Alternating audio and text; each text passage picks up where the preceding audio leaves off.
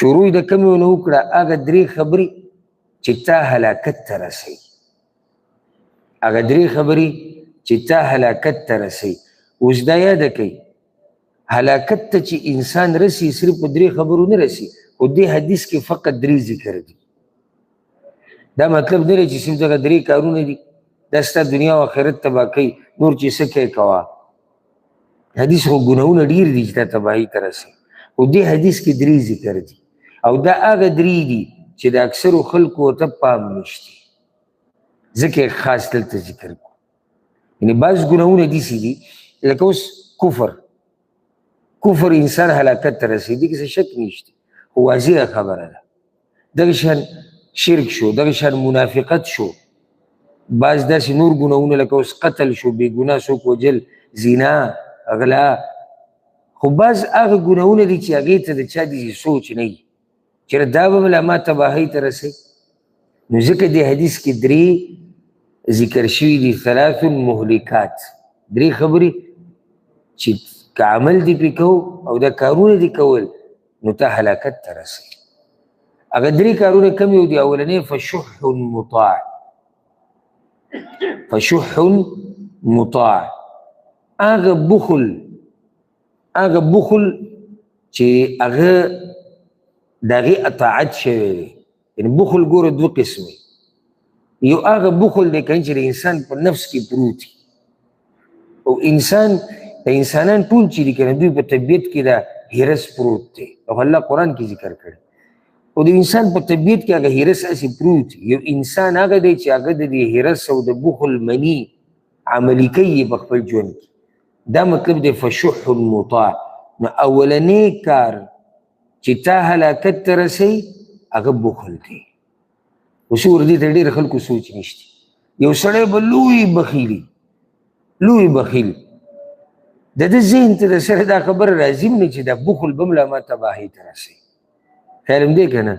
لکه اوس که ته چېرې پلاني زنا وکړه، استغفرالله، زنا یې وکړه، کفر یې وکړو، شرک یې وکړو، فحاشي یې وکړه، دی به خپله بخیل دی چې استغفرالله. خو د دې ته سوچ نشته چې دا بخل داسې ګناه ده او داسې صفت دی د الله دومره بدي شي چې دا انسان لره تباهۍ ته رسوي. قرآن او حدیث کې د بخل ډېره بدي بیان شوې ده. ما به تاسو ته ووایي چې موږ هغه هر یو باندې تفصیلي خبره نشو کولی، زما په دې باندې مستقل بیان هم شته الحمدلله. د بخل انجام او شریعت کې د بخل حکم.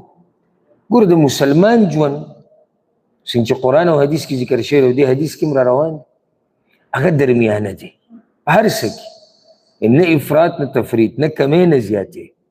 مال لګولو کې هم دقه شان خبره ده، نه اسراف او نه بخل.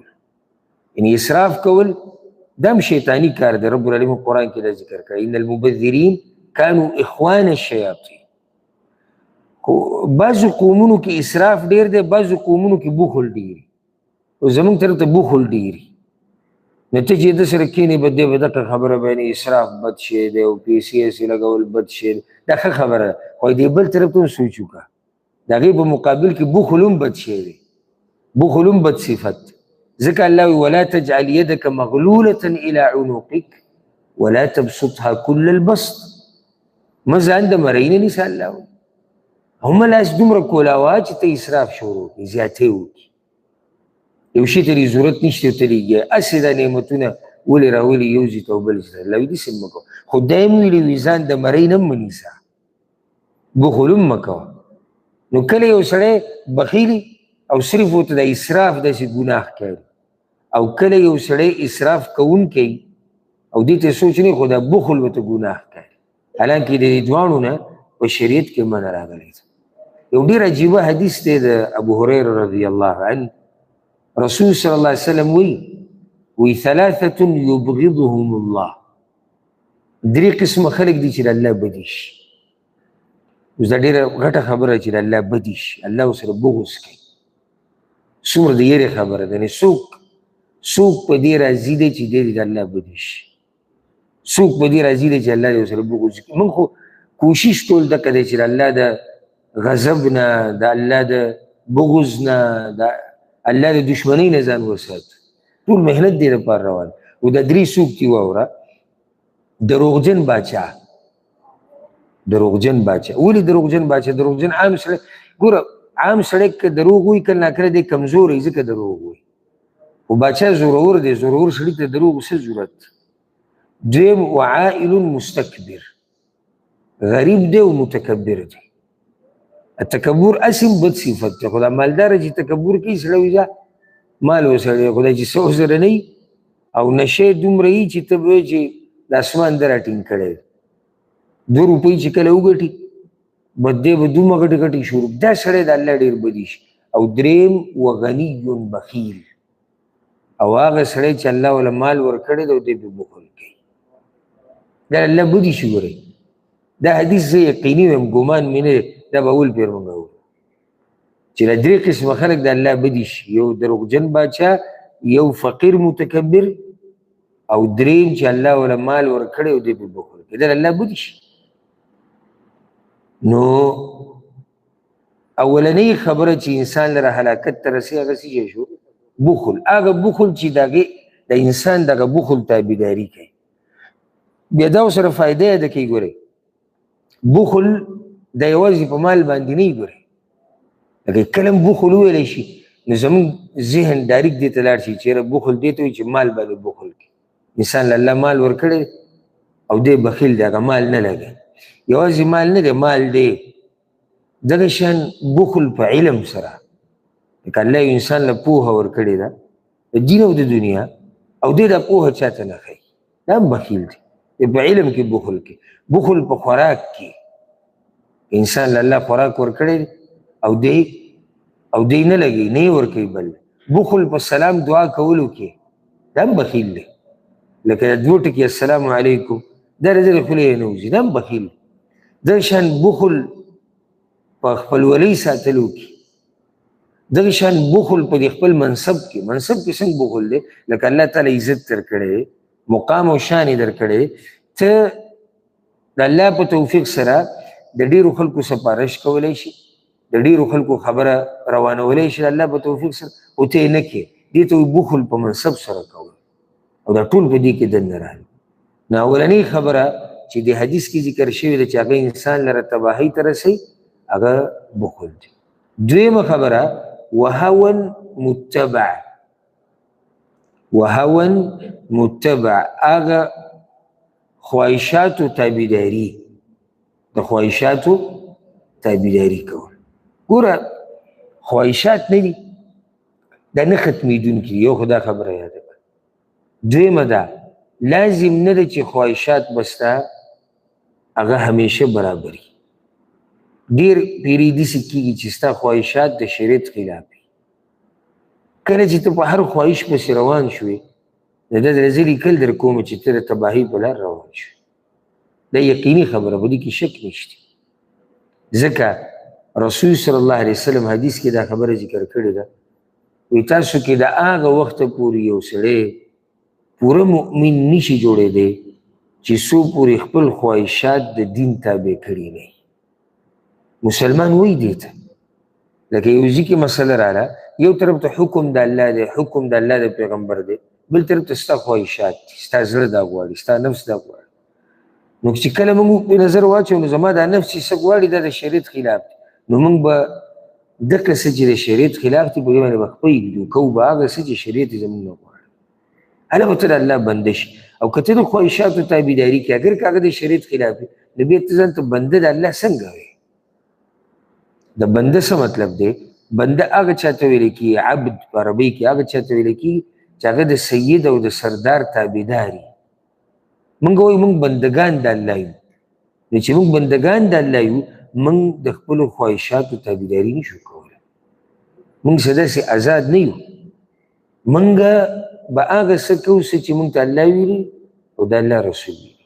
څوک چې د خواهشاتو تابعداري کوي، دی د هلاکت په لار روان دی. سورة النازعات کې الله رب العزت دا خبره ذکر کړې ده، واما من خاف مقام ربه ونهى النفس عن الهوى فإن الجنة هي المأوى. 2 خبرې دي چې دا په چا کې جنت د ده د اوسېدو ځای دی. اولنۍ خبره څوک چې الله ته مخامخ ودرېدو نه یېرېږي، یعنې یېرېږي چې قیامت را روان دی، یریږي چې آخرت کې حساب کتاب دی. او دویم ونهى النفس عن الهوى، او خپل نفس د خواهشاتو د تابعدارۍ نه منع کړی دی. دا د مؤمن شان دی. اوس یو سړی ځوان دی، د ده خواهشات ډېر څه غواړي، کله هغه خواهشات د شریعت خلافي، دې ټیم کې دا خواهشات کنټرولول دې ته ایمان وایي، دې ته تقوا وایي. خو چې کله یو سړی بوډا شي هغه خواهشات ختم شو، ځکه د رب العالمین د ځوانانو بندګي ډېره زیاته خوښه ده، خواهشات ډېرې، نفس ډېر څه غواړي، او دې په هغه هر څه خپه کېږي او د الله مني، د الله د رسول مني، دی لایق د دې دی چې دته جنت میلاو شي، دته اجر میلاو شي، دته ثواب میلاو شي، لکه چې سخت یې تېره کړې. لکه اوس ستا نفس تا ته دا وایي، خواهشات دا وایي چېرې مال ډېرول پکار دي، که په حرام او که په هره طریقې. نو ته به دې کې سوچ وکړې چې نه، هلته شریعت خو زه د دې نه منع کړی یم. خواهشات او نفس تا ته دا وایي چېرې د پلاني فحاشي چې ده، یاره دا وکړه خیر دی، هسې ځواني ده، هسې موقع ده، څوک درته ګوري نه، دا کار کول اسان دي. دې ټیم کې دا کار پرېښوده دا دینداري ده. او که روان شي په خپلو خواهشاتو پسې چې زه خیر دی، نو دا واوره رسول صلی الله علیه وسلم، دا زما خبره نه ده، ته د هلاکت په لار روان یې. د هلاکت نه د بچ کېدو لار هغه دا دی چې دا خواهشات به روانې او غاړې ته به یې کېږدي. که چېرته ستا خواهش د شریعت موافق یا د شریعت خلاف نه وي، صحیح شو. لکه اوس یو سړی وایي یاره زما خواهش دا دی چې زه په چکر باندې لاړی، ساه مې آزاد کړ، او د دې ګنجایش دی په شریعت کې. زما خواهش دا دی، سړی زما خواهش دا دی چې زما سره مال ډېر وي، حلال مال، او دا شته شریعت کې دی گنجایش، وګټه حلال مال. زما خواهش دا دی چې زما تجارت وي، او گنجایش دی، حلال تجارت وکړه. زما خواهش دا دی چې مال الله اوچته مرتبه راکړي، او د دې گنجایش دی. هغه خواهشات چې هغه د شریعت خلاف نه دي، هېڅ خبره نه که انسان د هغې د پوره کولو لپاره منډه وهي. او هغه خواهشات چې د شریعت خلاف دي او بیا خپل پرېږده. بعض پکې دومره بدبخته دي چې خپل خواهشات چې د شریعت خلاف دي په هغې خو عمل کوي، پوره کوي.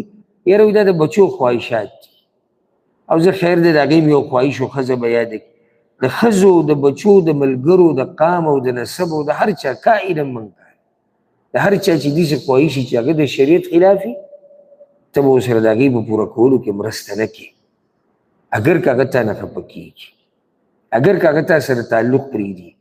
ځکه چې موږ حقه خبره بیا راله، موږ بندګان د الله یو، موږ بندګان د مخلوق نه یو. ګورئ موږ باندې دا نه ده لازم چې مخلوق موږ ته څه وایي هغه به موږ پوره کوو، خو به موږ دا لازم ده چې الله موږ ته څه وایي هغه به سرته رسوو. نو دویمه خبره چې انسان لره هلاکت ته رسي، هغه څه شوه؟ هغه د خواهشاتو تابعداري. دریمه خبره چې انسان تباهۍ ته رسي، رسول الله صلی الله علیه وسلم وایي واعجاب المرء بنفسه. و دې ته د چا د سره سوچ نه شي چې انسان د خپل ځان ته وګوري، نو ځان ته داسې تعجب وکړي چې یاره زه هم څوک یم. دا هم د تباهۍ لار ده.